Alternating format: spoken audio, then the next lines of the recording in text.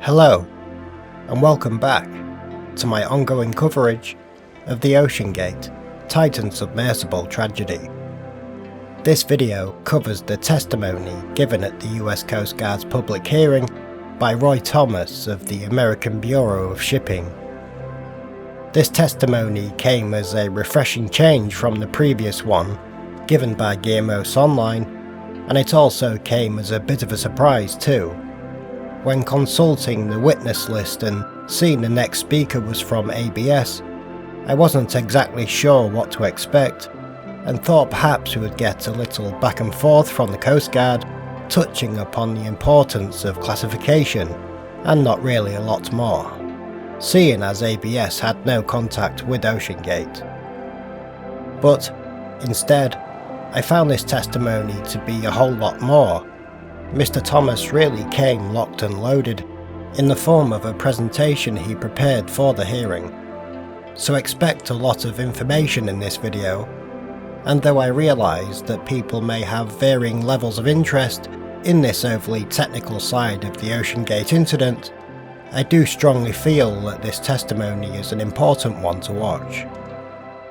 Not only is the importance of classification explained, but carbon fibre is also spoken about at length, as well as good and bad decisions one can make when manufacturing a submersible.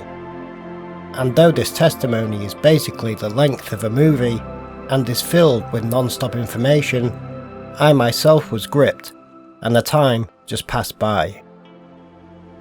Part of what drew me in was how, at various points throughout the presentation, there are numerous points made, steps listed, as well as thoughts about bad practices regarding design and material choices. Basically, at various points, it feels like a compilation of things that OceanGate didn't do. Of course, a lot of us know what these things are by now, but it is good to hear about them from someone of Mr. Thomas's experience, and also to hear about the correct paths and choices and the extensive work that ABS does to ensure safety parameters are met. Speaking of Mr. Thomas's experience, his opening statement about his employment history was growing close to being the same length of that of Mr. Sonline's, though this time around it is all relevant, impressive and confident. I think this testimony speaks for itself, and I really hope you get as much out of it as I. And seeing as it is a lengthy one, I won't ramble on here anymore, but thank you as ever for clicking on this video. So now, let's just begin and hear the testimony given by Roy Thomas. Good morning, Mr. Thomas, and thank you for being here with us today. All of our questions are going to be related to your background and experience as a principal surveyor for the American Bureau of Shipping and any interactions that you may have had with OceanGate. And we understand that you have provided or brought with you a presentation, and that presentation will be brought into the record as Exhibit 104 after the hearing, or after today's hearing. Before we get into that exhibit, can you please provide to me a little bit more about your background in both education and relevant work history? Absolutely. So I have a master's degree in ocean engineering and naval architecture with a specialization in underwater vehicles from Memorial University of Newfoundland, Canada. And I have a bachelor's degree in marine engineering from Marine Engineering and Research Institute, India. So I joined ABS back in 2003 as an engineer with a machinery group working out of the Houston office. And I started with a planned review of manned submersibles, diving systems, other underwater units, and then cranes, cargo gear, pressure vessels, boilers, Type C LNG tanks, and other pressurized equipment. So then over the years, I worked my way up from engineer to senior engineer. Then I was a principal engineer. And then I became managing principal of the Underwater Systems and Lifting Appliances Group. So over the years, I worked as a lead plan review engineer for the review of numerous submersibles. So these included the Octosub or the Pagu submersible. This was built by International Submarine Engineering and was owned by Paul Allen, who was a co-founder of Microsoft. Then I worked on various new construction submersibles built by Triton Submarines out of Florida and Seamagine Hydrospace out of California. Then I was a lead engineer for the design review of the pressure hull of the Alvin submersible.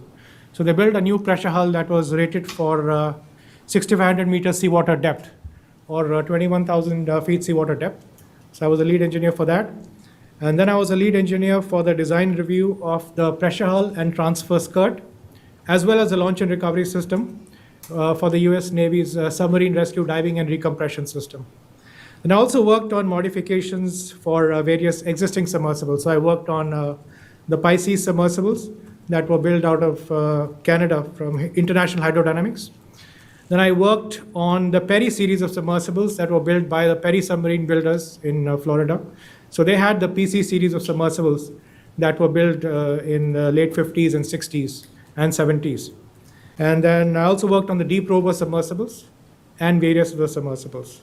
So apart from manned submersibles, I also worked on manned diving systems. So I worked on saturation diving systems, air diving systems, mixed gas diving systems. And these include diving systems built by Oceaneering, as well as various other companies such as Aqua Air, and diving systems built by DRAS out of Italy. Okay, so these are all examples of some of the systems I've worked on. So over the last 20 years, I've also served as the coordinator and moderator for the annual meetings of the ABS Special Committee on Underwater Systems and Vehicles. So this special committee includes experts from around the world. And one of the functions of this committee is to review proposed rule changes to the ABS underwater rules. So when we propose changes to the rules, it's circulated to these committee members, and they are experts in the underwater field. So they have a look at the proposed rule changes, they give us their feedback and their comments, and then we address these comments. Then I've also played an active role in the last 2 decades in updating the ABS underwater rules. And I've drafted various new chapters in the underwater rules. So I authored the new chapters on ambient pressure submersibles, diver lockout submersibles, diving systems, atmospheric diving suits, hyperbaric facilities, undersea habitats, remotely operated vehicles, as well as autonomous underwater vehicles. So all of these are chapters that I authored in the last 2 decades. Now for the last 14 years, I've also served as an instructor for the 2-day submersible training course conducted by the ABS Academy. So this training course gives an in-depth look at the ABS rule requirements for submersibles, and we also look at the lessons learned from various submersible and submarine accidents over the years. Now, apart from my regular work responsibilities, I also serve as the chair of the ASME PVHO subcommittee on submersibles as well as diving systems. So ASME stands for American Society of Mechanical Engineers, and PVHO stands for Pressure Vessels for Human Occupancy. So this ASME PVHO standard is one of the leading international standards for pressure vessels for human occupancy. It's widely used in the United States as well as around the world. And the applications it addresses are medical hyperbaric chambers that are used in hospitals. It addresses manned submersibles and also addresses diving systems. Then I also serve as the chair of the SNAME Technology and Research Panel OC6. So SNAME stands for Society of Naval Architects and Marine Engineers.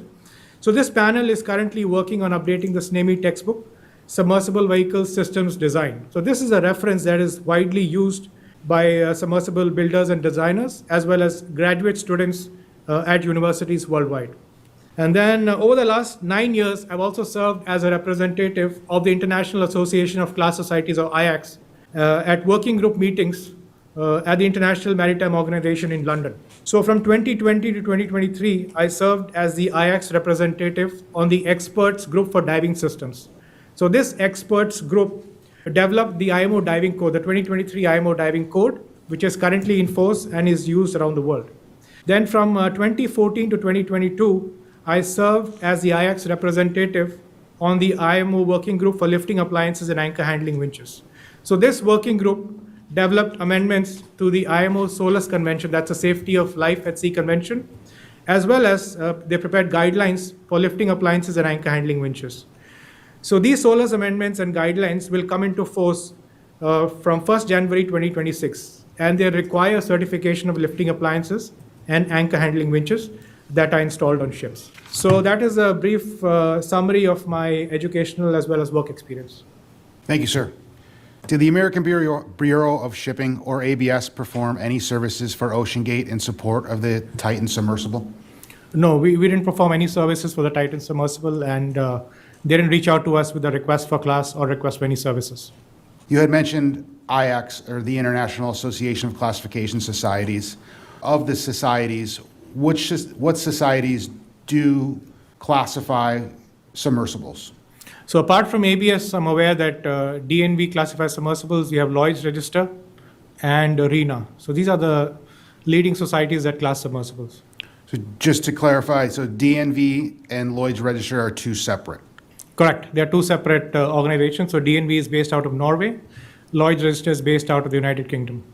If at this time, if the recorder can please bring up Mr. Thomas's, go ahead, sir. Sir, I think you mentioned RENA also. Can you define that, sir? So that's an Italian class society based out of Italy. It's a complex name, Registraro Navale Italian or something. So I'm not sure of the exact. Yes, sir. I just wanted to make sure there Yes. was one other that you Yes. mentioned. Mr. Thomas, if it's at this time, if you want to go through your presentation. Yes, absolutely.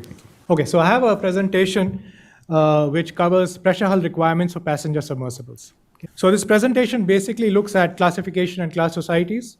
We look at the ABS experience with underwater units. We'll briefly look at the submersible rules, regulations, and standards. And we'll also address a few questions on carbon fiber pressure hulls. Okay, so what are class societies? So class societies are organizations that publish rules for the classification of ships, offshore facilities, and other marine vehicles such as submersibles. Then they conduct design review and surveys to check for compliance with the rules.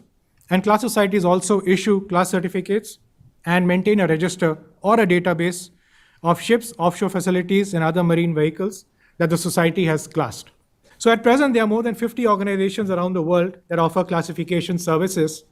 Now, out of these 50, 12 class societies, including the American Bureau of Shipping, are members of the International Association of Class Societies, or IACS. So IACS's mission is to develop minimum technical requirements for the design, construction, maintenance, and survey of ships and marine-related facilities. And IACS also works to assist international regulatory bodies such as the International Maritime Organization and standards organizations to develop and interpret statutory regulations and industry standards. So IACS member societies are typically well-established class societies that are recognized by flag administrations around the world. At present, IACS member societies are responsible for classing around 90% of the world's maritime tonnage. So in most countries, by law, only classification societies can class submersibles, ships, and offshore facilities. And the role of classification has been recognized by the International Maritime Organization, or IMO, in the Safety of Life at Sea Convention, as well as other international conventions. So class societies act as recognized organizations performing statutory inspections, as well as design review on behalf of flag administrations.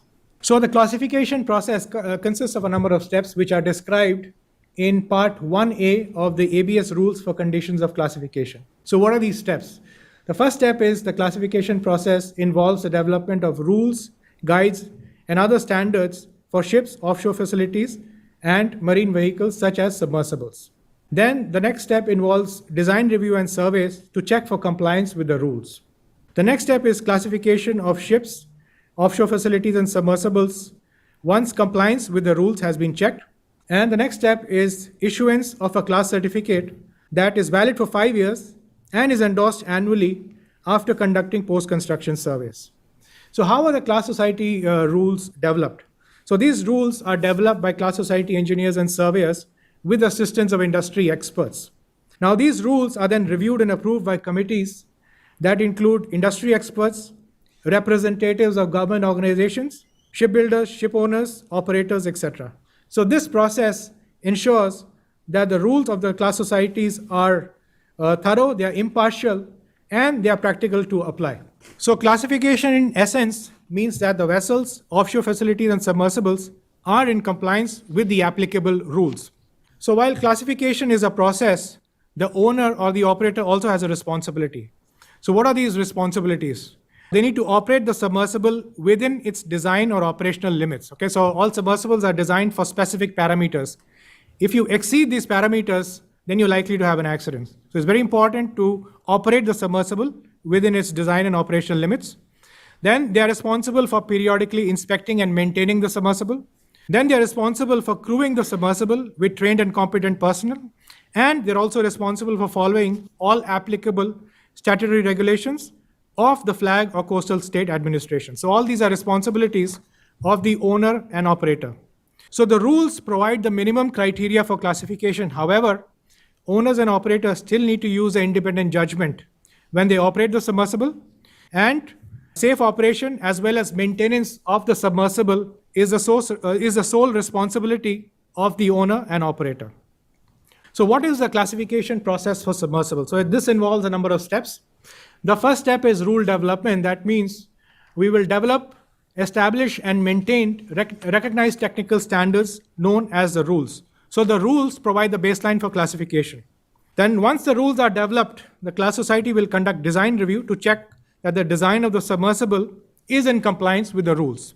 Then the class society will conduct material and equipment certification.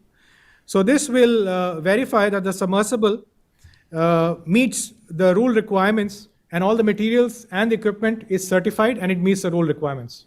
So next we have new construction survey. So this will check that the submersible is built as per the rules.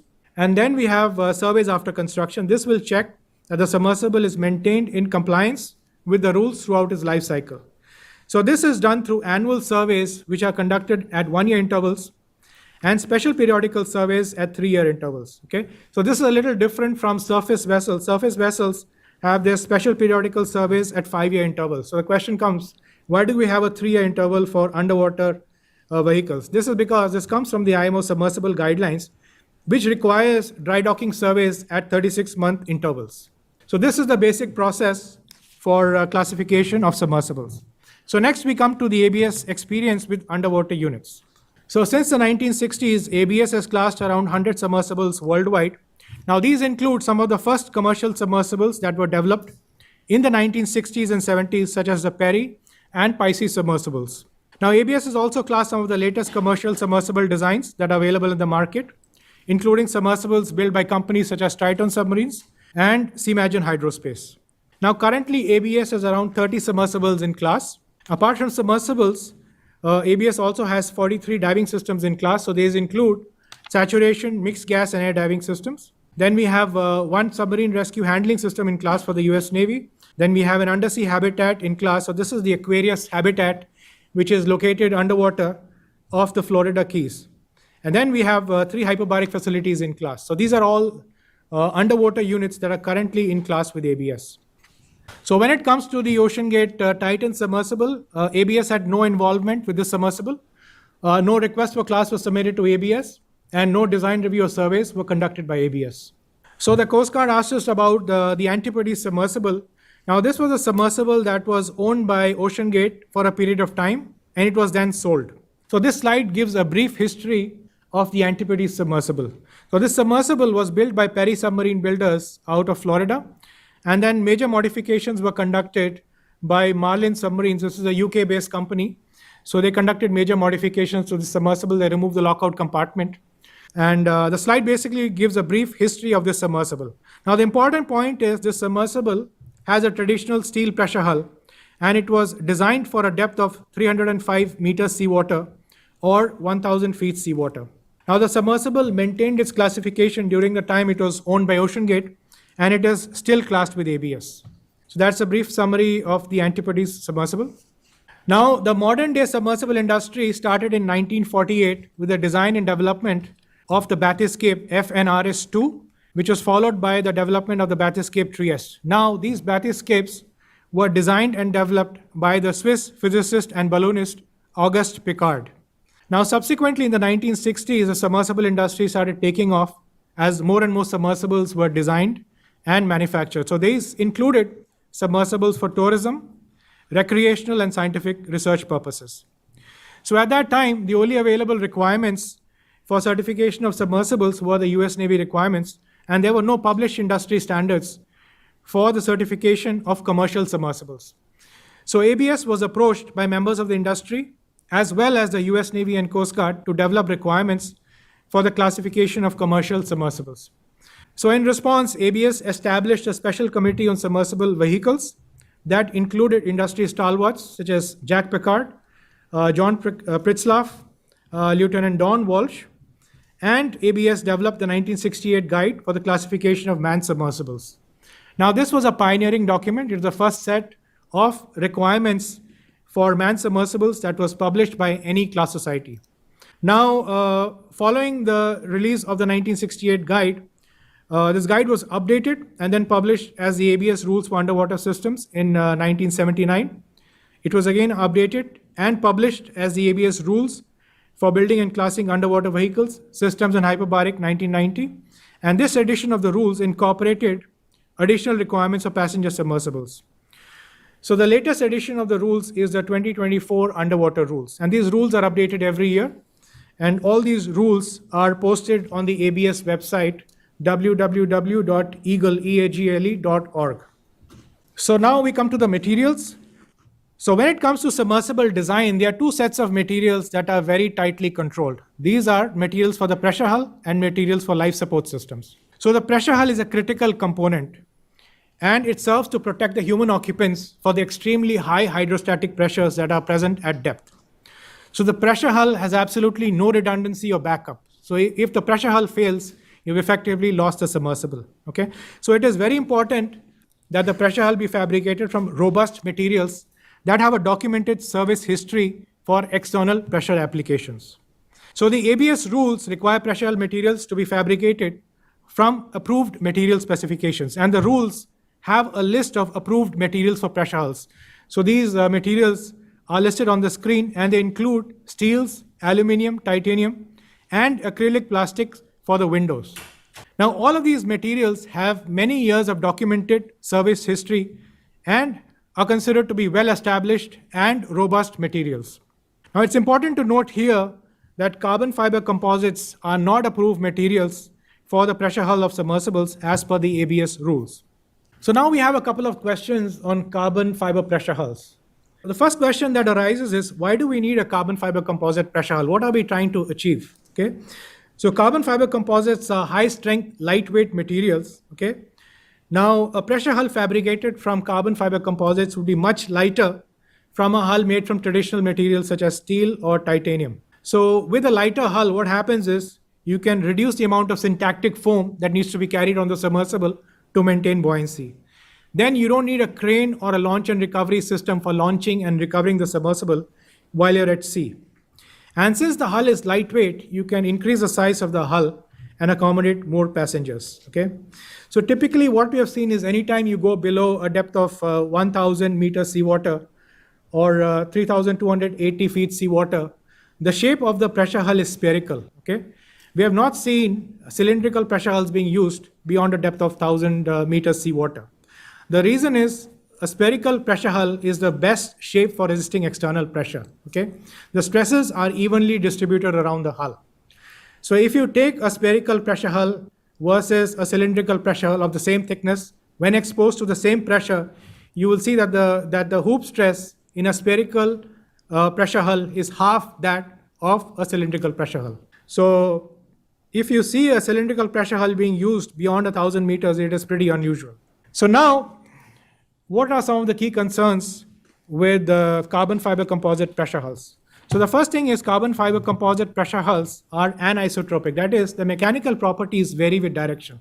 Okay, so the mechanical properties are strongest in the direction of the fibers. When the fibers are loaded in tension, that is when the carbon fiber composite is the strongest.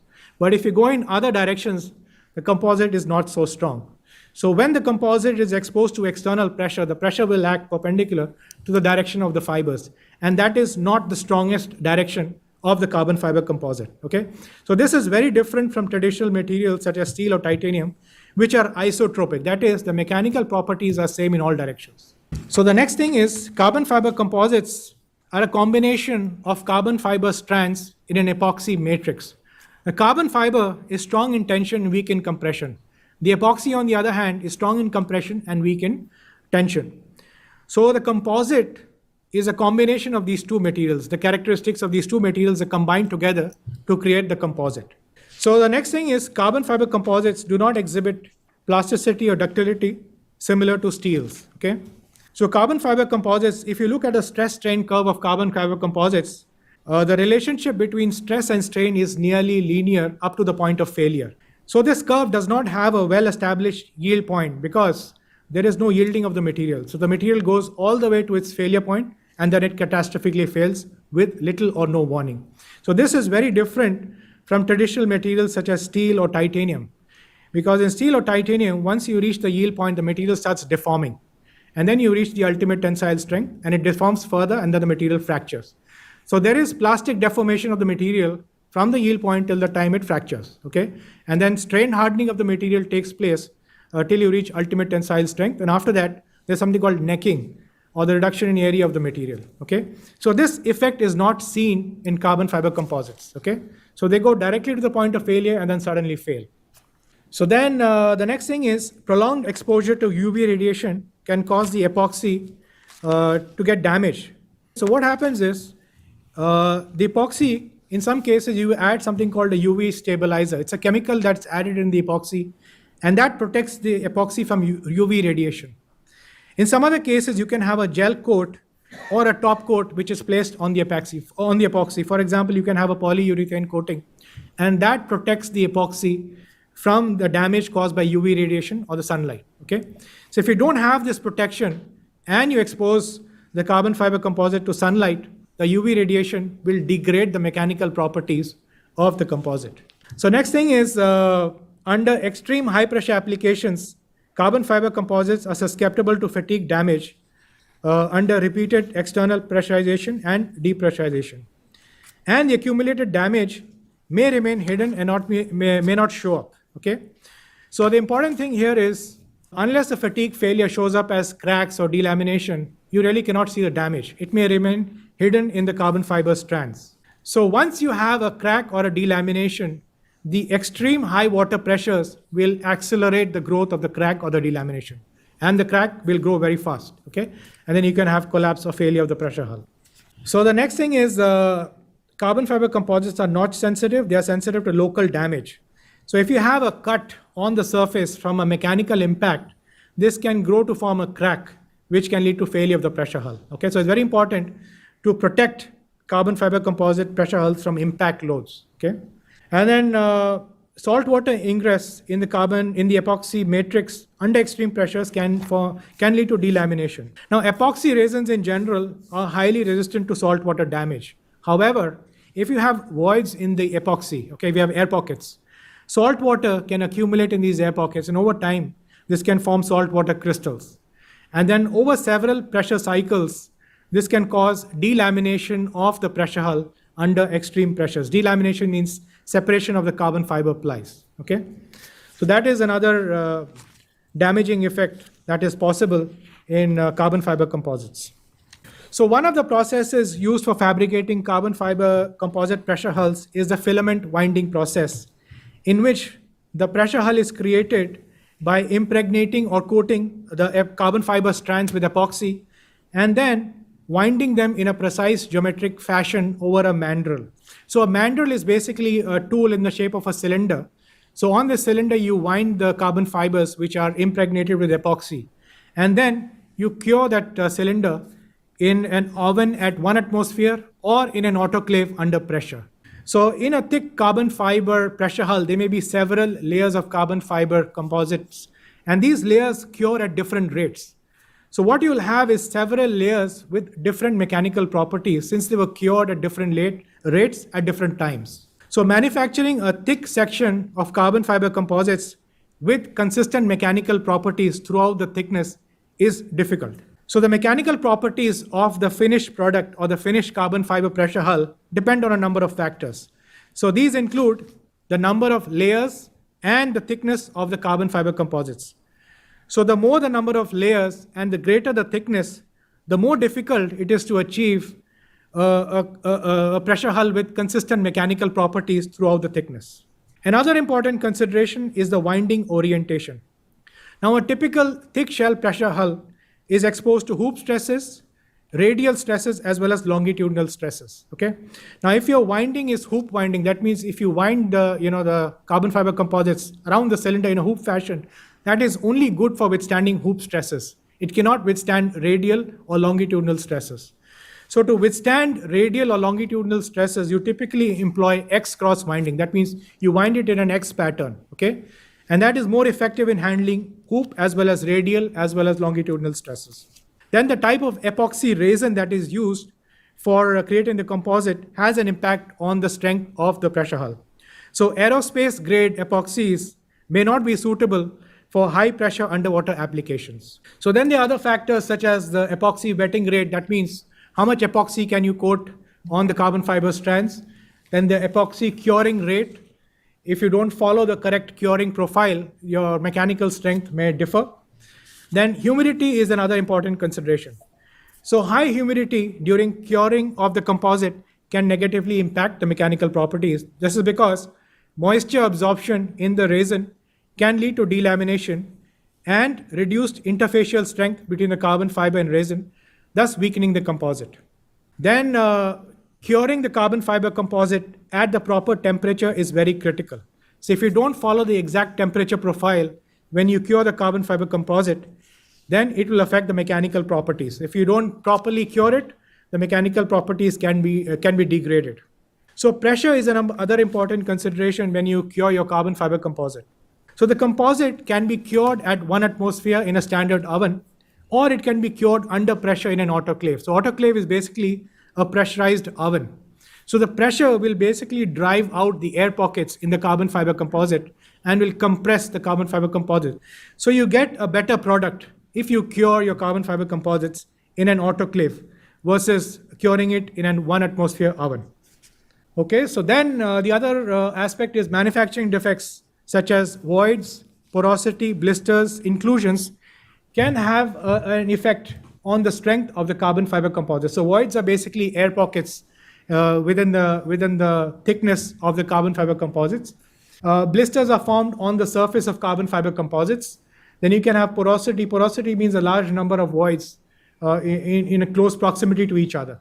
So all of these can weaken the carbon fiber composite sections, and under extreme hydrostatic pressure, they can accelerate the collapse of the pressure hull. So the next thing that's challenging is bonding of carbon fiber composites with metallic elements. So typically, if you bond a carbon fiber composite with a metal, what you will do is you'll have projections coming out of the metal. Typically, you will have fins, and these projections go in the carbon fiber composite, and they help in getting better adhesion. So in addition to applying an adhesive, you have to have co-lamination. That ensures you have better adhesion between the carbon fiber composite and the metallic element.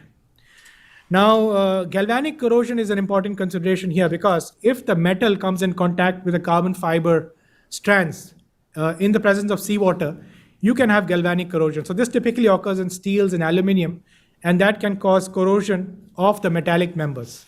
So now carbon fiber composites have a low modulus of elasticity, they have low shear strength, and they are brittle materials with low impact strength. So they have very low resistance to impact loads, and the hull is susceptible to deformation under applied external loading.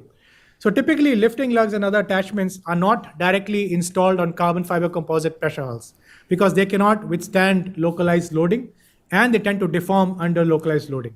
So then if you install penetrations on the carbon fiber composite pressure hull, that means you have to make openings in the pressure hull.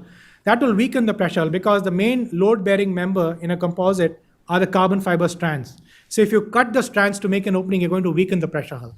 So reinforcement of the openings is very critical.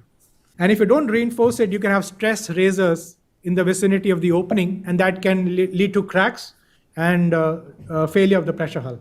So then when you design your carbon fiber pressure hull, you also need to consider various failure modes, including delamination, debonding, fiber breakage, and matrix cracking. Okay, so delamination basically means separation of the carbon fiber plies. The plies start separating. Then debonding basically means when the carbon fiber strands start coming out from the epoxy matrix. Okay, so debonding is caused by failure of adhesion between the strands and the epoxy matrix. And then matrix cracking is basically characterized by cracks in the epoxy matrix, and this occurs due to fatigue of the material. Fiber breakage occurs when the carbon fiber strands will snap or break. Okay, so this can be caused by high stresses, they can be caused by impact loads, or due to manufacturing defects in the carbon fiber. Now, since the carbon fiber strands are the main load-bearing member in the composite, if you have strands that break off, then the strength of the hull will deteriorate, and you can have premature collapse of the pressure hull. So then when it comes to metallic pressure hulls, there are well-established failure modes and factors of safety that have been proven over many years of service experience. So the figures on the screen show some of the typical failure modes for metallic pressure hulls. The first figure shows local yielding. So local yielding occurs when the section of the pressure hull between two adjacent stiffeners fails. Okay, you have yielding between two stiffeners, and then the hull will take the shape of an accordion pleat. So that is called local yielding, and the factor of safety for local yielding in the ABS underwater rules is 1.5. Then you can have local buckling. Local buckling occurs when the section of the pressure hull between two stiffeners buckles. Okay, so you'll have dimples formed in the pressure hull, and that is known as local buckling or low bar buckling. And the factor of safety for this buckling in the ABS underwater rules is 1.25. And the third failure mode, which is the figure on the far right, is general instability or overall collapse of the shell and stiffener section. Okay, and the factor of safety in the underwater rules for this failure mode is 2.0. So all of these failure modes are well established. They have many years of service experience, and the factors of safety are well proven through service experience on many different submersibles. Now, additionally, the rules also have a well-established acceptance criteria for hull out of roundness and local departure from design geometry. So when you have a pressure hull which is exposed to external pressure, it is very important to maintain out of roundness of the hull. Okay, so if the out of roundness of the hull goes beyond specifications, it can cause premature collapse of the hull. So out of roundness is absolutely critical when you have a pressure hull which is exposed to external pressure. Okay, so currently there are no recognized national or international standards for carbon fiber pressure hulls for human occupancy. Okay, so we have the ASME Buoyant Pressure Vessel Code has section 10, which addresses fiber reinforced plastic pressure vessels. But if you look at the scope of section 10, it states that pressure vessels of human occupancy are not covered under this code. And then we had a look through this code. It addresses pressure vessels that are used for surface applications. It really does not address pressure vessels that are used for deep sea diving applications. We had a look at the testing requirements. So many of the testing requirements are geared towards internally pressurized pressure vessels. We didn't see any specific testing requirements for externally pressurized pressure vessels. Okay, so these are some of the shortcomings of section 10. And this section is not applicable to manned pressure hulls. Okay, nevertheless, it has a lot of useful information. It has acceptance criteria for voids, delamination, cracking, etc. The important thing is this code states that for a new construction pressure hull, no delamination and no cracking in the matrix is permissible. Okay, so if you have a new hull with delamination or cracks, it is not acceptable as per this code. So when it comes to carbon fiber composite pressure hulls, you know, the different failure modes, the factors of safety, as well as the other acceptance criteria is not really defined in international standards, as well as class society rules. Okay, so one of the very important failure modes for thick shell carbon fiber composite sections under external pressure is snap through buckling. Okay, now snap through buckling is an effect that has been observed in subsea pipelines made of glass fiber reinforced plastics. Okay, now this buckling causes sudden and catastrophic failure of the pressure hull. Okay, and it is thought to be triggered by shape imperfections. For example, if there is out of roundness, that can trigger this buckling. Now, snap through buckling is different from traditional buckling, which is caused by progressive overpressurization of the pressure hull beyond its design depth. So when snap through buckling occurs, it causes instantaneous delamination of the pressure hull and instantaneous collapse of the pressure hull, which can occur in less than a millisecond. Okay, so if you have sensors for real-time monitoring, it will not pick up any signs of this failure before it occurs. Now, snap through buckling is a phenomenon that is not yet well understood. So additional theoretical and experimental research is needed to determine what are the factors that cause this failure mode, what factors of safety are needed to avoid this failure mode, and what do we need to do to guard against this failure mode. So this is something that is not addressed in international standards. It is not well understood. Nevertheless, this effect has been observed, and we need to have further research and testing in this area.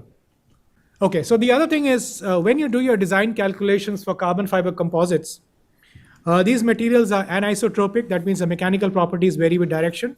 The mechanical properties through the thickness may vary, okay? And they're also dependent on the manufacturing process. So all of these can vary the mechanical properties of the finished product. So when you do your design calculation, it's very important that you test coupons from the as-built product. So how this is done is you will typically extend the length of the cylinder. Okay, this is called prolongations. And from there, you will cut coupons. Coupons are basically sample of materials that you then send to a lab for testing. So after it's sent to the lab for testing, you will evaluate various mechanical properties. These include the tensile properties, what's the ultimate tensile strength, what's the tensile modulus, the compressive strength, the flexural strength, the shear strength. All of these properties are evaluated, and then you'll get the test results. And those test results are what is used for your design analysis. So if you don't use those test results, what you design may not match what you have produced, okay? This is a little different from traditional, pressure hull materials, because when we do the design review of traditional pressure hull materials, the material allowables and the mechanical properties come from the material specifications, okay? You typically do not use the as-tested mechanical properties because they may exceed the material allowables. If they don't exceed, the material is rejected, okay? But the as-tested properties are typically not used when you design pressure hulls made of steel or titanium, because the properties you use there come from the material specification. Those define the minimum acceptable properties. So next we come to non-destructive inspection of thick carbon fiber sections. So if you have a very thick carbon fiber section, for example, a 5-inch thick section, ultrasonic examination may not be suitable because of lack of penetration of the ultrasonic waves and lack of reflection, okay? So using UT, you may not be able to evaluate a thick carbon fiber composite section. So for thick carbon fiber composite sections, you will use non-destructive techniques such as X-ray computed tomography, or you can use active thermography, okay? So X-ray computed tomography, basically you have an X-ray machine that goes around the circumference of the pressure hull, and you have various slices. You have images in slices. All these images are combined together using software, and you get a 3D image of the hull, okay? Then you have an in-depth look, what is going on inside the hull. So this inspection basically requires you to strip down the pressure hull. So if you have a pressure hull that is in service, and now you need to do a non-destructive examination, you need to remove all the equipment or all the outfittings on the pressure hull, okay? Now, if you do not have this equipment at the facility where you're maintaining the submersible, then you need to ship the submersible hull to another facility where they have this specialized equipment. Now, after doing the ND, if repairs are required, you may need to repair the pressure hull, okay, and then ship it back. So all this is an expensive and a long process, and it may not work practically for a submersible that is in operation, because you need to take it out of operation for many months at a time, okay? So these are some of the challenges that you will face if you use a carbon fiber composite pressure hull. So for carbon fiber composite pressure hulls, it is very important to verify that no deformation is taking place, no degradation is taking place, or no flaw development is taking place that may weaken the pressure hull. So these needs to be done periodically over the service life of the pressure hull. Now the post-construction inspection and testing criteria for carbon fiber pressure hulls are currently not addressed in recognized international or national standards. As a minimum, they should address non-destructive examination criteria, okay? So what kind of non-destructive examination is required? What is the periodicity, and what is the acceptance and rejection criteria for this examination? Then what are the dimensional measurement criteria for out of roundness and local departure from design geometry, okay? So how much out of roundness is permissible? This is currently for a carbon fiber composite pressure hull. This is currently not addressed in international standards. And then what are the test dive requirements periodically for carbon fiber pressure hulls? Okay, so all of these are not addressed currently, and they need to be addressed. So then the question comes up, do existing class society rules, statutory regulations, or industry standards address carbon fiber pressure hulls for submersibles? So under the ABS underwater rules, carbon fiber pressure hulls are not acceptable materials for submersibles. Now, to the best of our knowledge, the requirements of other IX member class societies, as well as existing industry standards or statutory regulations, do not have specific requirements for carbon fiber composite pressure hulls. Now, we are aware that a number of ASME PVHO cases have been developed for the use of non-metallic materials for pressure vessels or human occupancy, okay? So what is an ASME PVHO case? Now, if a designer or builder wants to deviate from the published requirements of the ASME safety standard, Then they develop something known as an ASME case, okay? So this ASME case is then submitted to the ASME PVHO Standards Committee, and the Standards Committee will review the case and then they will approve it. Once the case is approved, they place it on the ASME website, okay? So all the published cases are put up on the ASME website and anyone can use a published case. So ASME has a mechanism by which if you want to deviate from the published requirements, you develop a case and that is published and it is put on their website. So this is similar to the code cases that are developed for the ASME boil and pressure vessel code. Okay, so a lot of code cases have been developed. Now, some of the ASME PVHO cases that have been developed are for surface-based internal pressure applications. For example, medical hyperbaric chamber, transfer trunks for diving, etc. All of these operate at relatively mild pressures. So these operate in the range of 4 to 80 psig. So in comparison, if you go down to a depth of 4,000 meters seawater, the pressure there is 5,800 psi. Okay, so there's a huge difference between the pressures for these ASME PVHO cases versus the external pressure at a depth of 4,000 meters seawater. Now, case number 11 addresses a non-metallic expansion joint that was used as a transfer trunk or tunnel between two pressure vessels of human occupancy. This was designed for the Navy submarine rescue system. Okay, this is basically an expansion joint that connects two PVHOs. And the materials used were neoprene, polyester, and a fluoroelastomeric compound. Then case number 12 was a non-metallic portable hyperbaric stretcher, and the material used was a liquid crystal polymer tube, which was enclosed in polyurethane and which was then coated with nylon. And the maximum pressure for this application was in the range of 33 to 75 psig. So all of these are for internal pressure applications and they are for very mild pressures as compared to the pressure at a depth of 4,000 meters seawater. So then the question comes up, do class society rules allow you to use alternative requirements or equivalent standards for carbon fiber PVHOs? So while the ABS rules do have provisions for alternative arrangements and novel concepts, in the many decades that we have been classing submersibles, these alternatives have not been used for carbon fiber pressure hulls. Now, if you have non-standard designs, materials, there is a mechanism in the ASME PVHO standard by which you can get approval, okay? So if you look at the ASME PVHO standard, non-mandatory appendix D has guidelines for developing a PVHO case for the use of non-standard materials or non-standard designs. So this slide basically gives a brief overview of non-mandatory appendix D in the ASME PVHO 1 standard.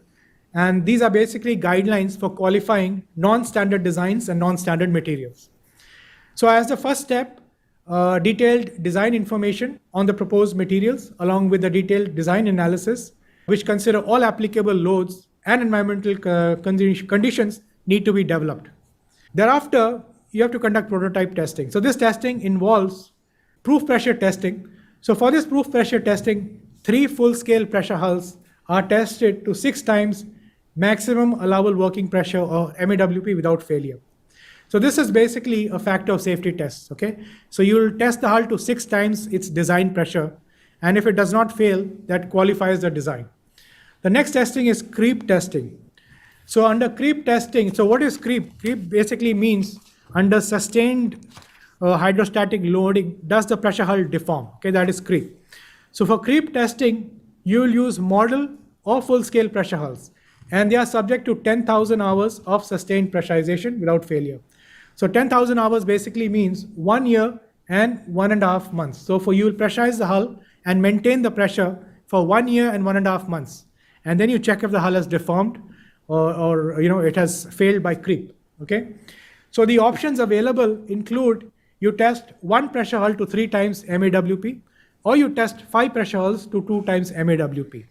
So after the creep testing, the next thing is a cyclical pressure testing. This is basically a fatigue test.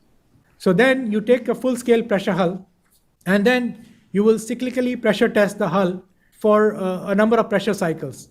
So the approved operational pressure cycles will basically be half the number of cycles you tested minus 1,000 cycles, okay? So that is how you get the fatigue life of the hull. So once you conduct the prototype testing, you have qualified the prototype. So the next thing is you build the production unit, and thereafter you'll do a hydrostatic pressure test to 1.5 the design pressure, and then you'll maintain the pressure for 1 hour.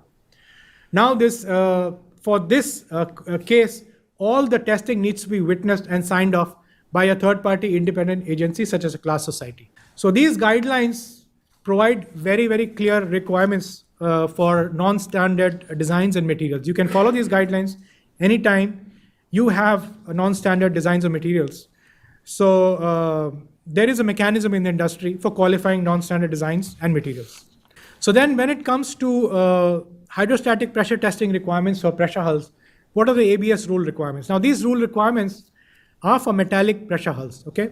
So the ABS rules require your pressure hull to be hydrostatically pressure tested to 1.25 times the design depth for 2 cycles. And when you do this pressure testing, you have to strain gauge the pressure hull. Strain gauges are to be fitted in way of hard spots and discontinuities. Hard spots is a spot where the hardness is slightly different from the other sections of the hull. Discontinuity could be a sudden change in the geometry or the loading or the material of the hull. So all of these spots would be strain gauged.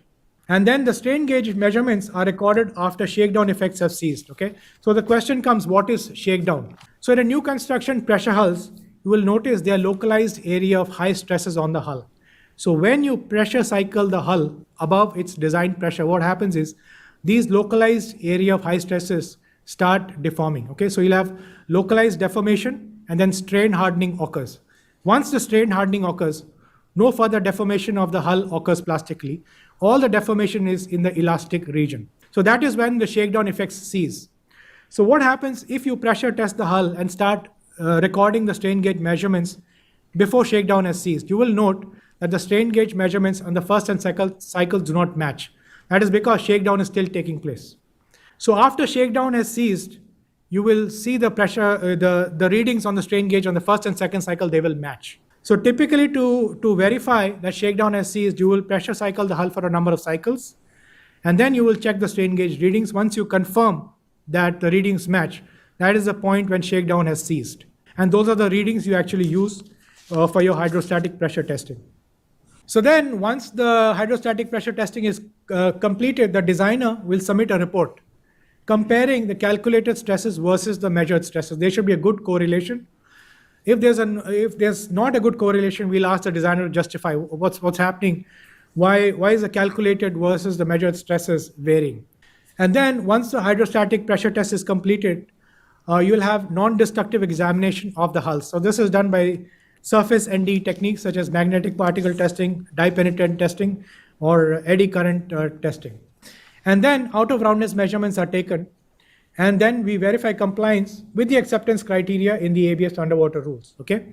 Now these out of roundness measurements after hydrostatic pressure testing are used as reference measurements throughout the life of the submersible, okay? So 5 years down the road, if you want to check what were my original readings, what my readings now, these are the reference readings that you will use throughout the life of the submersible. So it is very important to have a reference set of readings which you will use for the life of the submersible. So then we come to the ABS rule requirements for test dive of new construction submersibles. So after the pressure hull is built and it is fully outfitted, we conduct a test dive. Okay, so before passengers get on the submersible, you have to do a test dive in the presence of the ABS surveyor. So how do you do this test dive? Okay, you start diving and you increase your depth at 20% increments. So you first dive to 20% of your design depth, you stop, and then you will start internally inspecting all your wells, all your hatches, you will inspect your windows, and you will check your pressure boundary valves, make sure there are no leakages, okay? If everything is good, then you continue test dive for another 20%, okay? In this manner, you keep going down till you reach your test depth. And once you reach your test depth, you functionally test all your systems, your life support systems, your electrical systems, and other essential systems. So this is a test dive. This qualifies the submersible for diving at that particular depth. Sometimes what happens is when you go for doing a test dive, the depth of the water may not be equal to your design depth. Your design depth may be deeper than the dive at which you tested the submersible. So the depth at which you tested the submersible is known as the rated depth. So when we class a submersible, we will class it for the rated depth, okay? And later on, if you want to increase the rated depth, you can do another test dive, okay, beyond the rated depth, but not exceeding your design depth. So there are two depths that are very important, design depth and rated depth. So then we come to post-construction surveys. So during the annual surveys, this is basically a visual examination of the pressure hull. So the surveyor will go and inspect the pressure hull. They will inspect the hatches, the sealing surfaces, penetrations, the welded joints, viewports, foundations, and the shut-off valves on the pressure hull. So this is a visual examination to make sure that there is no degradation, there's no leakage, etc. And this is done every 1 year. Then the special periodical surveys are conducted at 3-year intervals. Now, during this survey, we have enhanced examination of the pressure hull. So this requires removal of your protective coatings as well as thermal insulation in selected locations. And then if you have highly stressed parts such as the lifting lug wells, they are non-destructively examined using surface ND techniques such as dye penetrant testing, eddy current testing, etc. And then if the surveyor suspects that there is deformation of the hull or there is damage to the hull, then the surveyor may require out of roundness measurements to be taken for the hull.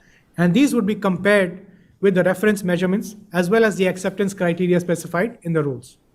So if you exceed the acceptance criteria in the rules, then the pressure hull is rejected. Okay, you have to repair the pressure hull, bring it back in spec. Otherwise, you cannot dive. So then we also require a test or operational dive. So during the annual surveys, we require an operational dive to be conducted every year. And during our special periodic surveys, we require a full depth test dive to be conducted in the presence of the surveyor. And this dive is to demonstrate proper functioning of the systems and equipment at the full depth. So then we come to the IMO submersible guidelines. So these guidelines were developed by the International Maritime Organization, or IMO, back in 2001. Okay.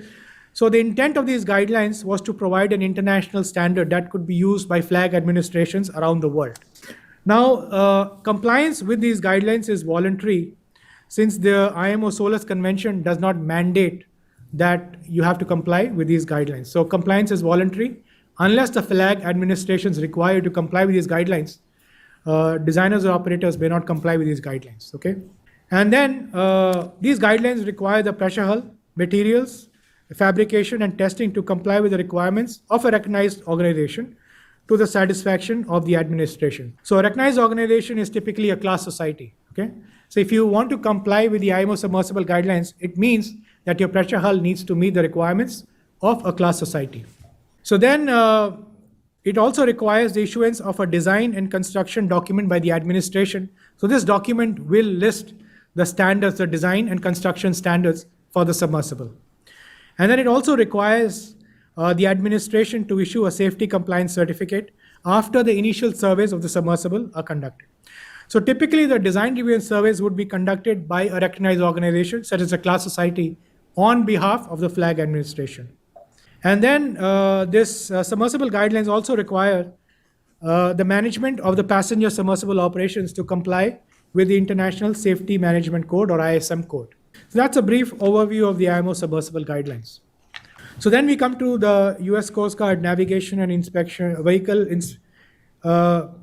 NVIC, Navigation and Vehicle Inspection Circular 593. This provides guidance for the certification of passenger submersibles. So these guidelines were developed back in 1987 when the Atlantis passenger submersibles were being classed. The Coast Guard worked closely with Atlantis, and these guidelines were developed. They were tailored to the Atlantis submersibles. Okay, so currently, if you're under 100 gross tons, subchapter T of 46 CFR has requirements for passenger vessels under 100 gross tons, but these apply to surface vessels. These typically do not apply to submersibles. So to develop equivalency to these requirements, this NAVIC was developed, and this was published back in 1993. Now this NAVIC applies to submersibles carrying one or more passengers for hire. This is as per the 1993 Passenger Vessel Safety Act. And this requires the pressure hull to meet the ASME PVHO standard or the ABS underwater rules. Now this NAVIC applies to US flag submersibles or submersibles operating in the US jurisdiction. So it does not apply to non-US flag submersibles or submersibles operating in international waters. So that's a brief overview of this NAVIC, and that's all I have in the slides. Thank you, sir. Appreciate your willingness to answer some questions from the Marine Board in that presentation. Absolutely. Sir, Commander Whalen has some questions at this time. Again, thank you, sir. Does ABS define passenger? Yes. And where is that defined at? So we have a section in our rules which addresses definition section 2. So that's where it addresses passenger. I can just read out the definition for you. So passenger is every person other than the pilot and members of the crew or other persons employed or engaged in any capacity on board the submersible on the business of that craft.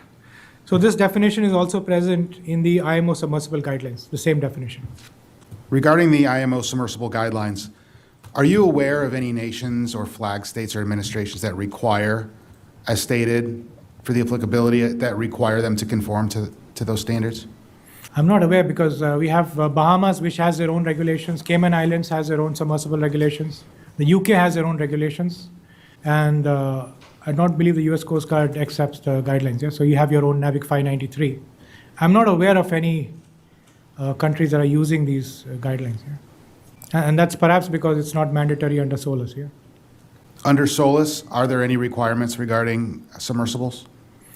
There are no requirements, specific requirements for submersibles in SOLAS. Yeah? You had mentioned the 2023 diving code. What is the applicability of the 2023 diving code? Do you know offhand? Or? So yeah, this applies to diving systems that are operated off ships or offshore facilities around the world. It's an optional code, it's not mandatory. So if the flag administration wants you to comply, then you comply with it. But other than that, it's an optional code. Does this extend to submersibles or submarines operating in support of scientific research? No, so it strictly addresses diving systems. Would a submersible be considered a diving system? No. Are ABS surveyors permitted to go aboard a submersible for testing dives in performance of their duties? Yes, Sir, Commander Williams now has questions for you. absolutely. Thank you, sir. Mr. Thomas, are you familiar with the use of acoustic emission sensors and strain gauges on carbon fiber? So this is not commonly used in submersibles, but I'm aware that, yeah, they're used occasionally, yes. Do you have experience with that type of monitoring system? No. Earlier, you mentioned conducting mechanical property tests on carbon fiber.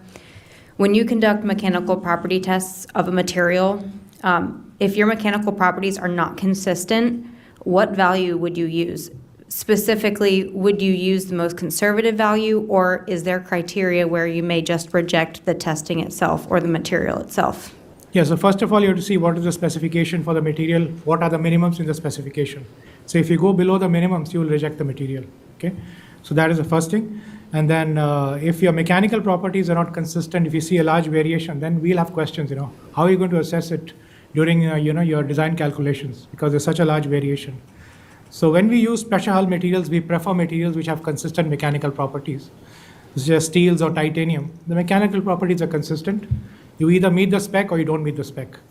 So most of the submersibles that we have accepted, the mechanical properties exceed the spec.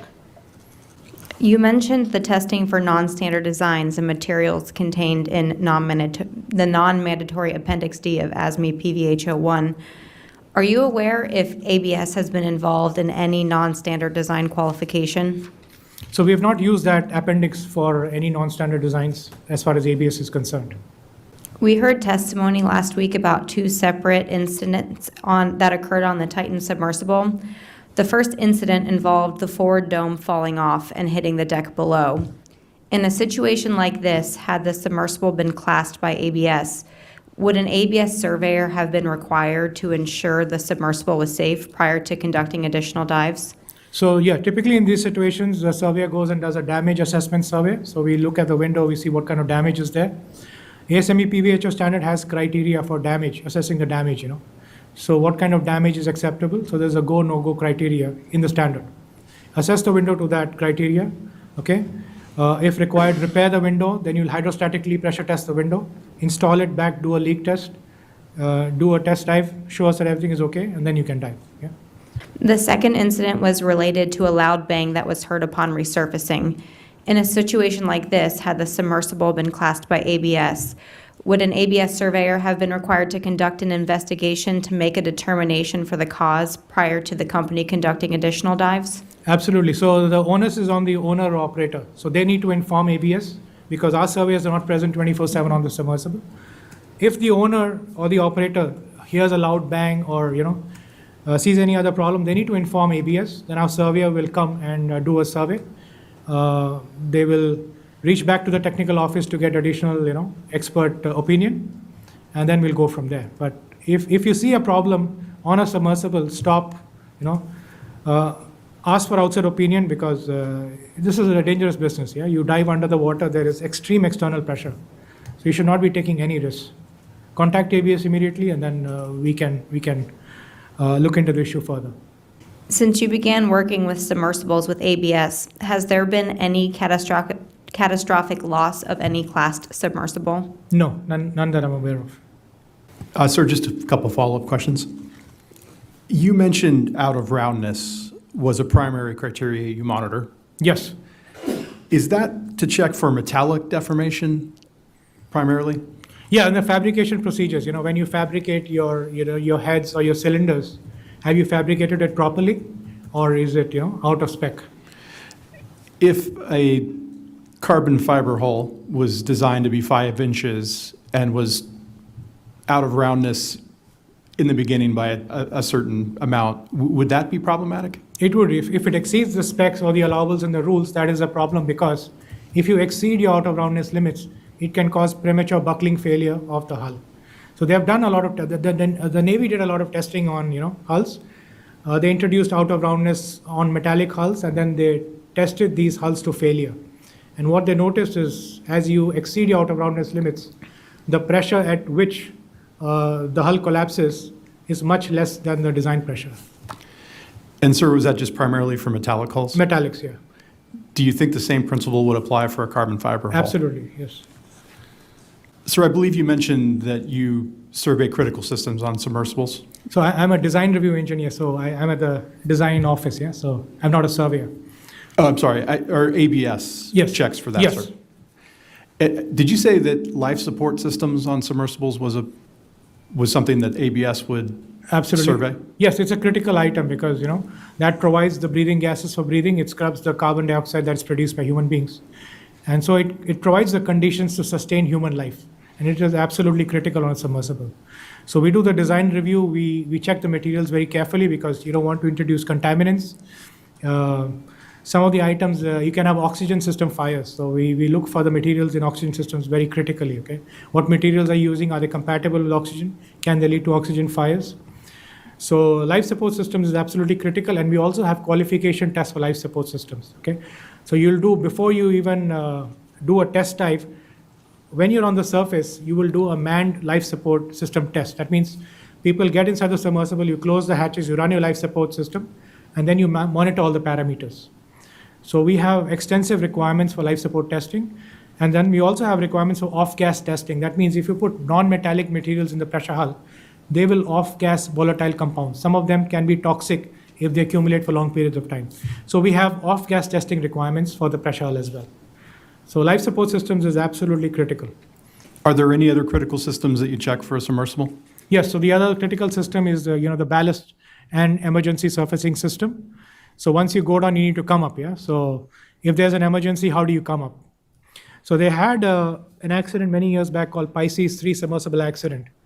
So the Pisces 3, the aft compartment had a hatch that was open, okay, while it was on the surface, and water got in the hatch, it got flooded, and the submersible started descending, okay? And then they dropped the drop weights, the emergency, the ballast weights. The submersible still did not surface. It kept going down. So now we have a requirement in the rules. If your largest single floodable volume, other than the pressure hull, is flooded, and you release your drop weights, you should still be able to surface. So ballast systems is another critical item that we look at. Thank you, sir. I'd like to pass the questioning to the NTSB at this time. Yes. Thank you for the detailed presentation. It actually answered most of my questions, but I do have a few follow-ups. Yes. Does ABS do statutory inspections as an RO on behalf of any flag states on manned submersibles? Yes, where we are authorized by the flag administration, we do conduct statutory inspections, yes. Which flag states might that be? I think we did some for Cayman Islands, if I recall, or Bahamas. I'm not sure, I'll have to check, but Okay. I believe we have done some for some of these flag administrations. Do the class rules discuss requirements for surface tenders of manned submersibles anywhere? So the underwater rules basically address the submersible aspects. The surface aspects are addressed in the requirements for surface vessels, yeah. But I'll tell you, like when it comes to integration, for example, if you have a dive system is integrated with the vessel. So you have a launch and recovery system that's on the vessel, surface chambers on the vessel. So we have integration requirements for dive systems that are installed on vessels. But when it comes to submersibles, they're operated independently of the vessels, unless it's a tethered submersible. If it's an untethered submersible, once it's launched, it doesn't need anything from the surface support vessel except they will track the submersible. But the submersible operates independently, okay? And in some cases, the submersible need not be recovered on the vessel. It could be towed behind the vessel.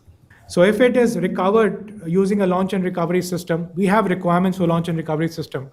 But those requirements are optional. So if the owner or operator wants to certify the handling system, then they can come to us, we can certify it. But for a class submersible, handling system certification is not mandatory. So that is something that the owner or operator, the onus is on them. If you want your handling system to be certified, then you will ask for certification. Other than that, handling systems and other cargo gear, the certification is optional. Are those requirements in the rules for cargo gear, or are they in the man-submersible rules? Man-submersible rules has section 20, which addresses handling systems for man-submersibles, diving wells, etc. Okay. I saw in the rules where it talks about communication, navigation, lighting. Is there other operational issues covered, like training, emergency response, safety management? Are there any of those requirements? So those are covered under jurisdictional authority. Yeah? So training, competence of the crew is not addressed by class requirements. So the onus for that will fall on the flag administration. And this is where I'm going to jump around a little bit. Your 2-day ABS Academy class, what incidents do you talk about? So we talked about the Pisces submersible accident, Johnson sealing accident. Then we had a lithium battery fire in a Russian submersible called Losharik. So we addressed that. Then we looked at some of the submarine accidents, the Thresher. Then we looked at the Greyback accident. And there are a lot of other accidents that we look at. Yeah. So we looked at a couple of diving accidents. Then the Sea Lab. The Sea Lab was undersea habitat. So they had an accident there. We looked at that. So each module covers different accidents, yeah, apart from the rule requirements. You mentioned experts group on lifting gear and another one on dive systems. Yes. What subcommittees do they report to? MSC. Directly to MSC, not Yeah, they report to MSC and not SSC or SDC or I think it may be SSC and then SSC reports to MSC. Yeah, maybe wrong.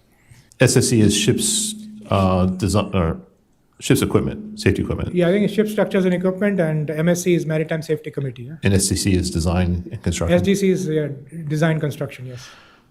When you talk about the best shape for would be a sphere, and that's below 1,000 meters. Is that a requirement anywhere, either by class or by PBHO? It's not a requirement, but it's a concept that is well understood by designers. Yeah. So if you are an experienced designer on submersibles, there's something that you know. So it's discussed in textbooks, but it's not a class requirement. What would be the best coating to put on the outside of my carbon fiber submersible that would still allow for NDT and visual inspection and protect from UV and erosion and impact loads? So I won't know the answer for that. So that's still under discussion, because once you put a coating, how do you examine the hull?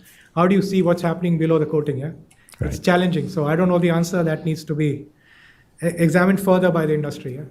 Do the rules or the guidelines require an FMEA or an FMECA at all? Yeah. So if you have a novel concept or if you have an alternative requirement for the rules, then our rules require that you conduct a risk assessment. Okay.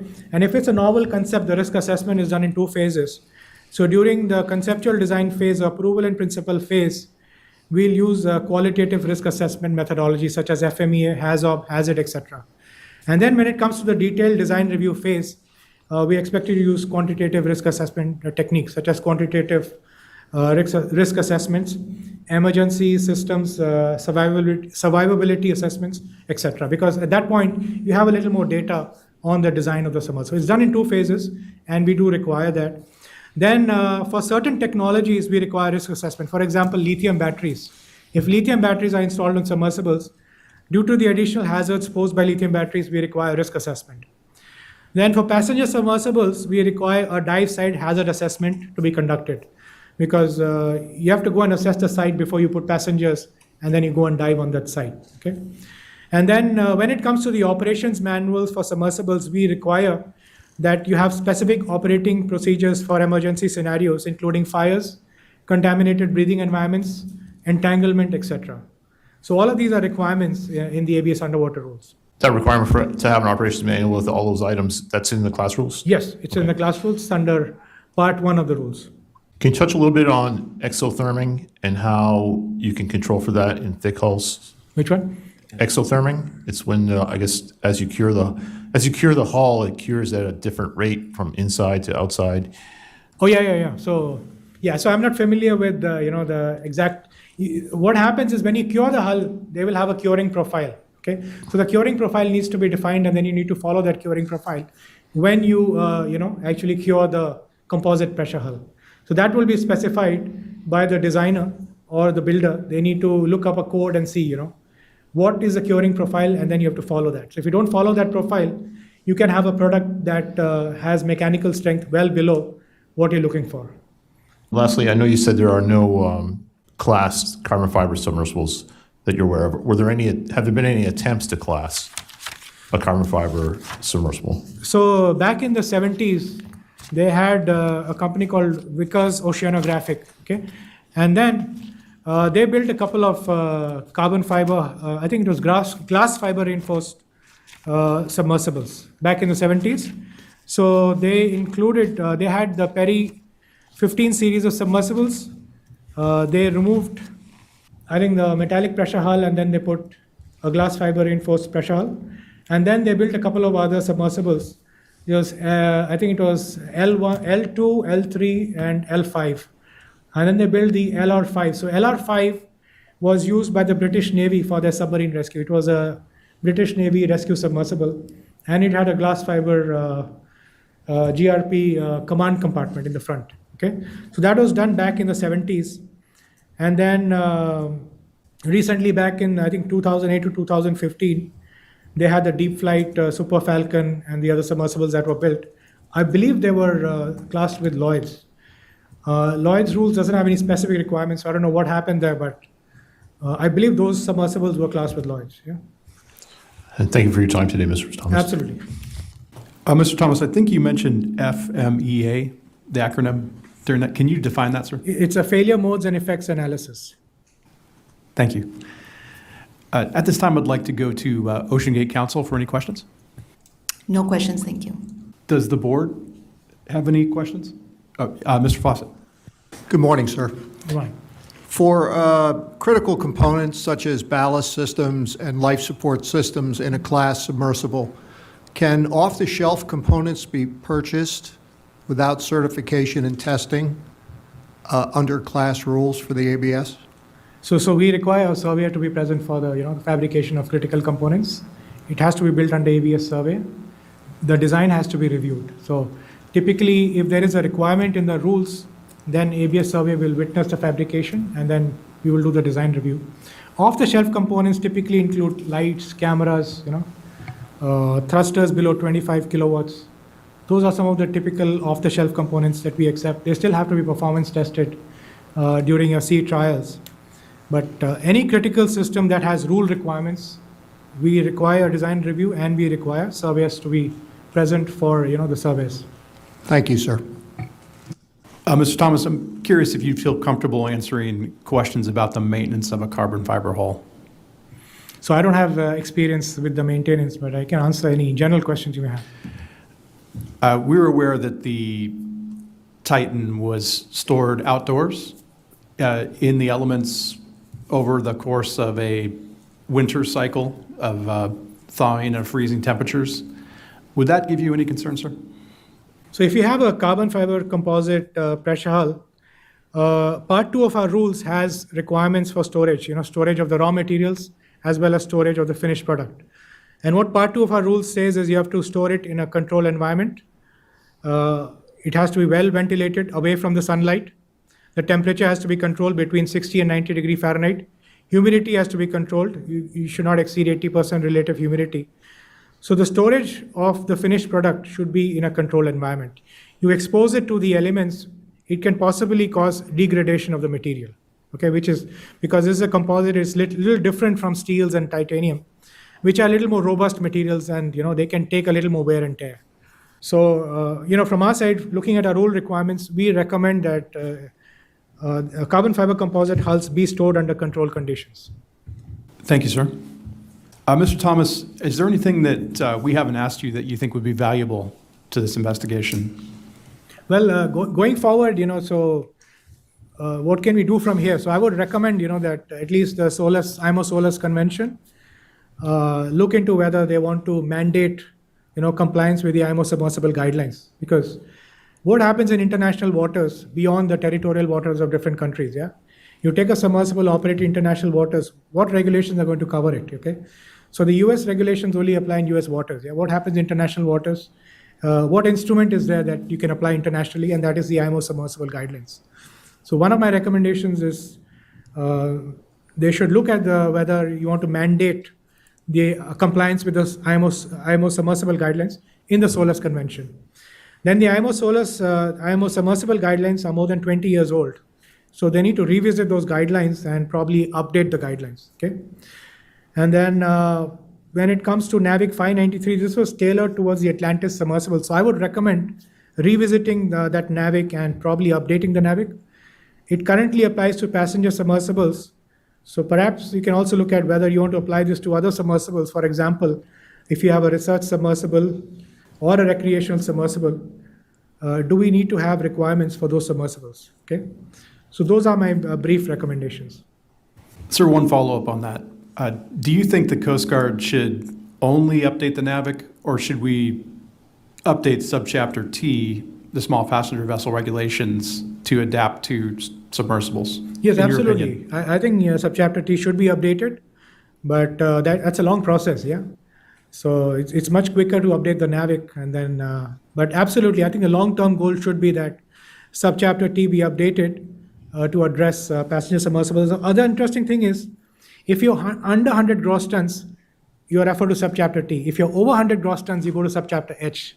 Neither of these subchapters have any requirements for submersibles. And sir, the reason I ask that is sometimes we rely on the class standards and other standards, incorporate those into the regulations. Would that be the course that you're recommending in this? Yes, I would absolutely recommend looking at class society rules because they are updated annually. Yeah? So we have industry-based committees, members of the industry. We have Coast Guard representatives from the US Navy, giving us input as we develop these rules. So it's absolutely valuable to refer to class society rules, going forward, because these are the most updated set of requirements you'll find anywhere. Thank you, sir. Absolutely. So that concludes the testimony given by Roy Thomas.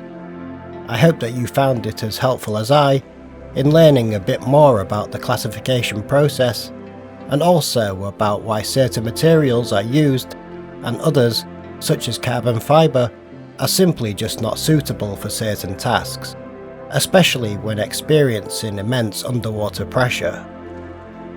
The section about carbon fibre having no warning signs of failure when reaching a critical depth, for example, stirred up in my mind something that we also heard back in Patrick Leahy's testimony, that being that having a real-time monitoring system monitoring your hull when you dive should not be necessary, as you shouldn't have to be worrying about the hull at all.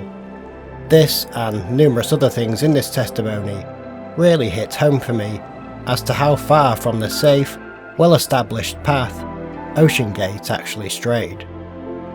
Again, I know it is old news that OceanGate did not establish and maintain recognised technical standards, and because they knew that Titan would not gain classification, they deviated down their own path.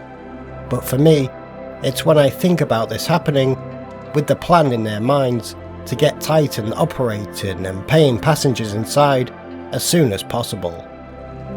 We also know that Titan was not tested as a sub going through the classification process would be, and that it was also not maintained to meet what would be the requirements, such as being stored outside in the elements, for example. Now I know this is a long video, and so I'm not going to go too heavy into this outro, as also I don't feel that there is much that I can really add that wasn't already explained in depth in the presentation itself. I was really impressed with it, and also with Mr. Thomas's background. he did not skip a beat in his testimony and is undeniably a man who knows what he's talking about. So, instead of rambling on for no reason, and this is also the reason this video has taken a few extra days to make, I have gone back and found a few moments from past testimonies to show some of the contrast between classification guidelines and OceanGate's approach. I realised that some of the clips featured are speaking about the first iteration of Titan's hull, but these are more intended to get across the culture of the company. Regardless, I thank you all so much for making it through this longer video. It just didn't seem right to destroy its flow by making it into 2 parts. Anyway, I will be back again soon with another testimony, so until then, many thanks again, and bye for now. Did the American Bureau of Shipping, or ABS, perform any services for OceanGate in support of the Titan submersible? No, we didn't perform any services for the Titan submersible, and they didn't reach out to us with a request for class or request for any services. And with regard to the classification society, so discussing the classification society and the carbon fiber structure, was that the major issue in not being able to go class? I think it was part of the issue. Stockton's first issue was time and cost, like to go through their plan, and I think he really wanted them to be part of it. But I think the plan that they came up with, if I remember right, one of the days he was crying on my shoulder. It's going to take too long and way too expensive. It's ridiculous, and in his words, it stifles innovation. Another important consideration is the winding orientation. Now, a typical thick shell pressure hull is exposed to hoop stresses, radial stresses, as well as longitudinal stresses. Now, if your winding is hoop winding, that means if you wind the carbon fiber composites around the cylinder in a hoop fashion, that is only good for withstanding hoop stresses. It cannot withstand radial or longitudinal stresses. So to withstand radial or longitudinal stresses, you typically employ X cross winding. That means you wind it in an X pattern, okay? And that is more effective in handling hoop as well as radial as well as longitudinal stresses.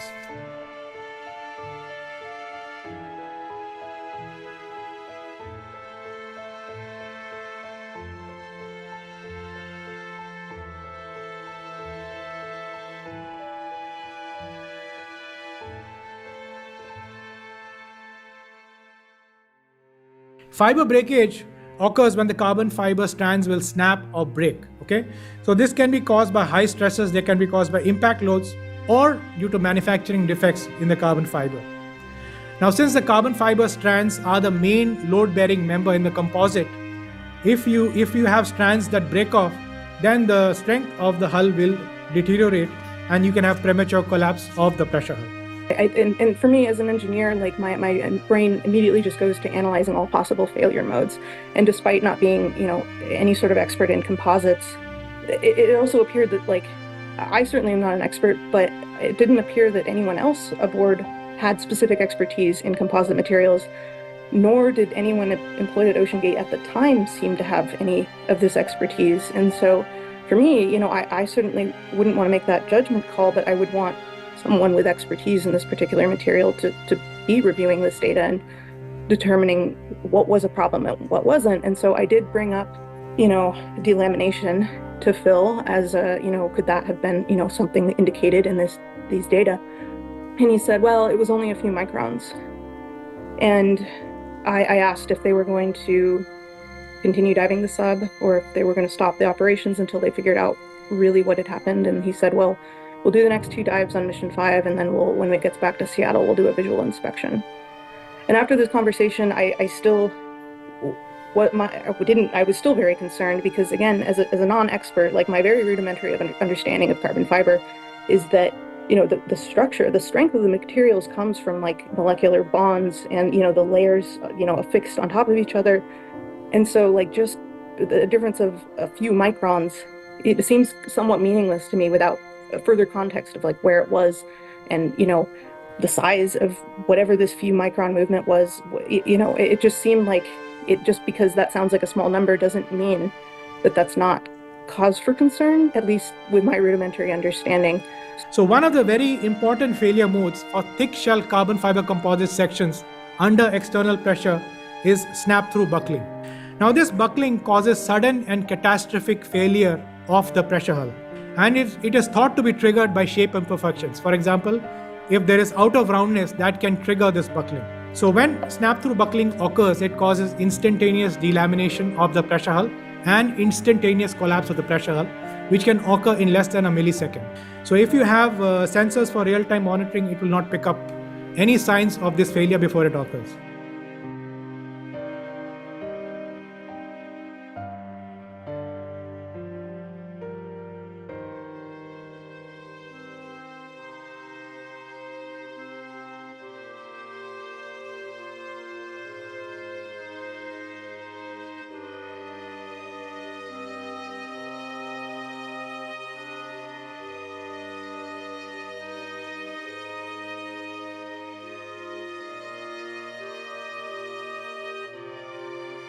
And you had mentioned gauges and monitors in the hull. Do you employ monitoring and gauging within your submersibles?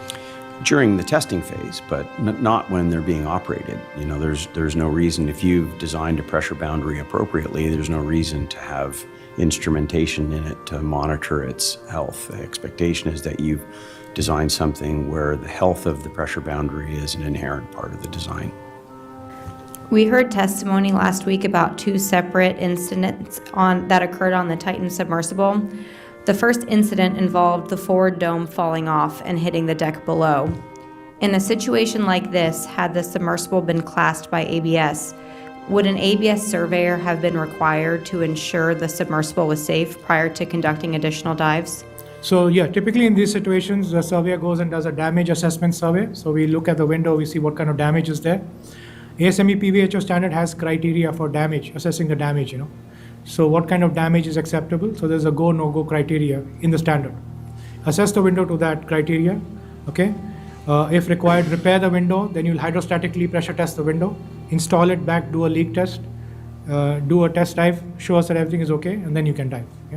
Well, we attempted to launch the Titan, and we experienced some issues, and when they were pulling it back up onto the deck, I believe what happened was that it came up and the crane was pulling it up the ramp, and it got to a point where it was seesawing. There's the flat plane of the deck, and then there's the angled plane of the ramp, which is fairly steep, probably a little too steep.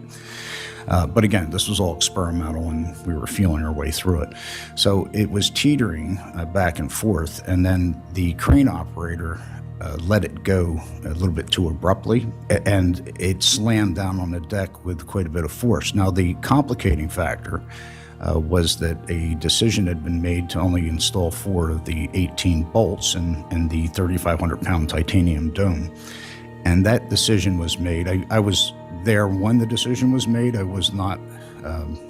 I did not articulate any opinions one way or the other, but the thought was that once the ship went, or the Titan went to depth, that the pressure would be so intense that you didn't need any bolts. You wouldn't be able to pry it off with a jack. So they were trying to minimize the time it took to get the mission specialist out of the Titan after the mission ended, and that decision was made. The problem was no one anticipated that the platform was going to be dropped with such force. And you're also in the North Atlantic, so the ship's going up and down. There's a lot of factors that combine together. The force of the platform hitting the deck of the, was that the Horizon Arctic that you're? Yeah. The Horizon Arctic, it just basically sheared off several bolts, and they shot off like bullets. And as you know, the titanium dome fell off. Yes, thank you. Did you witness or did you notice any damage to the forward dome? No, there was no visible damage. It was obviously a very robust structure. It was just the connecting points that severed. Can you explain why you were allowed to dive when there weren't supposed to be any mission specialists on board? Well, when I say no one was supposed to, the original mandate was that, okay, we've had an incident, we're going to go down and not take any mission specialist. It wasn't like some legal reality because this was all operating in an experimental environment.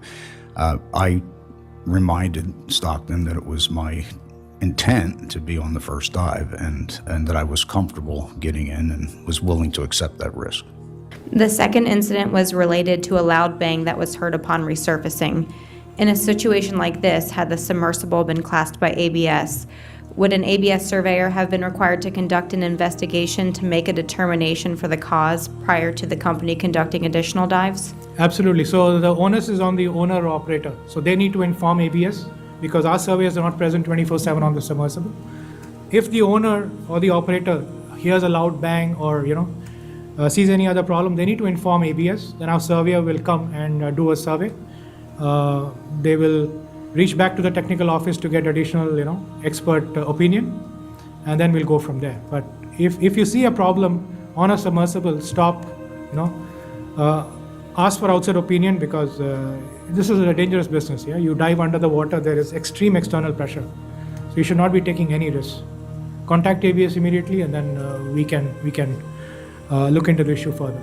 According to the dive logs provided by OceanGate, you completed a successful Titanic wreck site dive on the Titan on July 15th, 2022, which we labeled as Dive 80.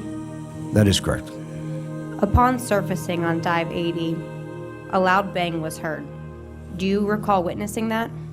Yes, certainly. Can you please describe what you heard?